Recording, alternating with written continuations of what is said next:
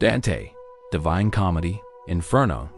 Canto 22, I have erewhile seen horsemen moving camp. Begin the storming, and their muster make, and sometimes starting off for their escape. Vaunt couriers have I seen upon your land, O Aretines and foragers go forth, tournaments stricken and the joustings run, sometimes with trumpets and sometimes with bells, with kettle drums and signals of the castles, and with our own and with outlandish things, but never yet with bagpipes so uncouth did I see horsemen move, nor infantry, nor ship by any sign of land or star. We went upon our way with the 10 demons. Ah, savage company!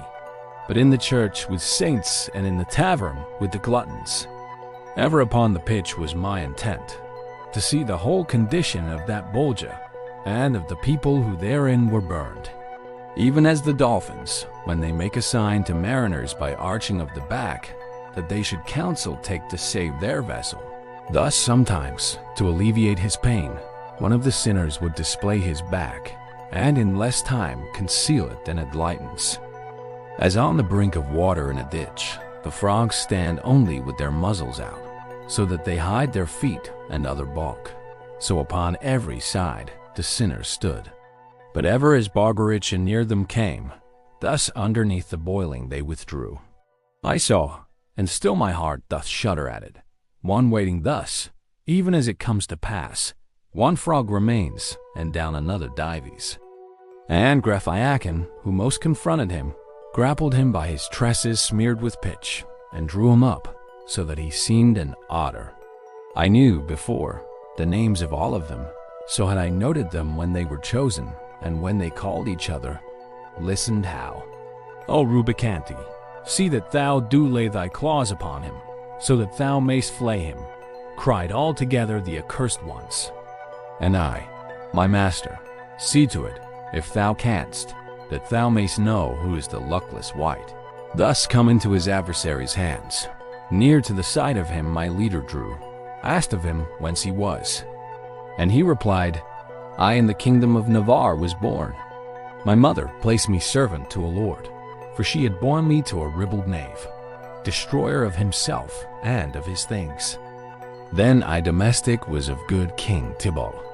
I set me there to practice barratry, for which I pay the reckoning in this heat, and Siriato, from whose mouth projected, on either side, a tusk, as in a boar, caused him to feel how one of them could rip.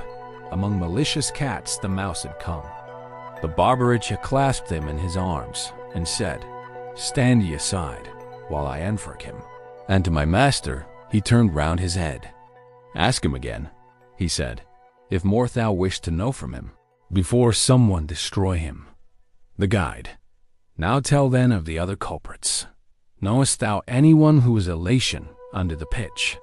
And he, I separated lately from one who was a neighbor to it. Would that I still were covered up with him, for I should fear not either claw nor hook. And Libicoco, we have borne too much. And with his grapnel seized him by the arm, so that, by rending, he tore off a tendon.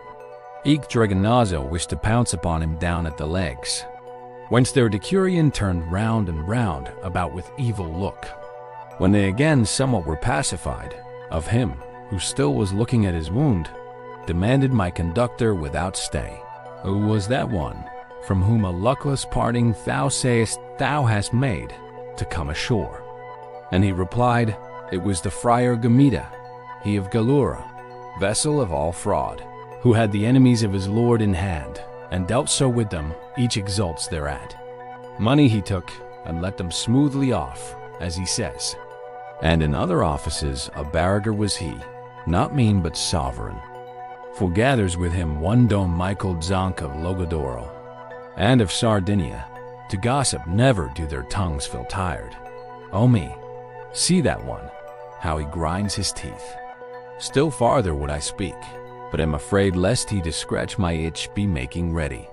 And the Grand Provost turned to Farfarello, who rolled his eyes about as if to strike, sighed, Stand aside there, thou malicious bird.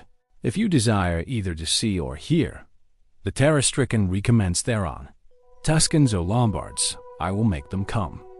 But let the Malebranches cease a little, so that these may not their revenges fear.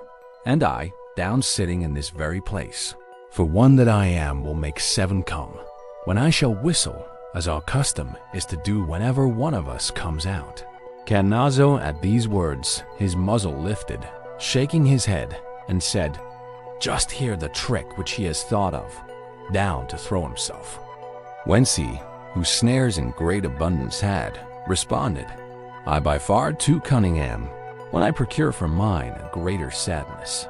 Alachin held not in, but running counter unto the rest, said to him, If thou dive, I will not follow thee upon the gallop, but I will beat my wings above the pitch.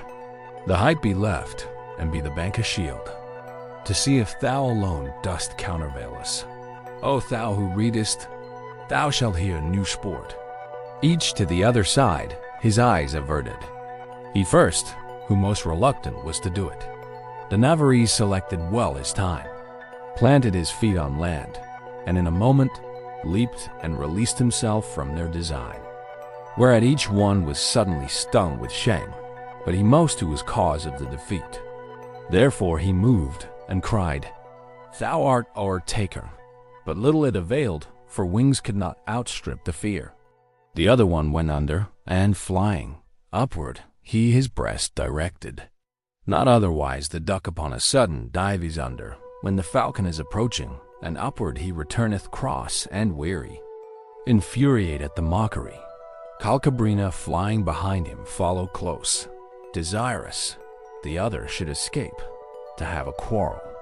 And when the barrator had disappeared, he turned his talons upon his companion, and grappled with him right above the moat. But sooth the other was a doughty sparhawk, to clapper-claw him well, and both of them fell in the middle of the boiling pond. A sudden intercessor was the heat, but ne'ertheless of rising there was naught, to such degree they had their wings belimed. Lamenting with the others, Barbaricha made 4 of them fly to the other side, with all their gaffs, and very speedily, this side, and that they to their posts descended. They stretched their hooks towards the pigeon-snared, who were already baked within the crust, and in this manner busied did we leave them.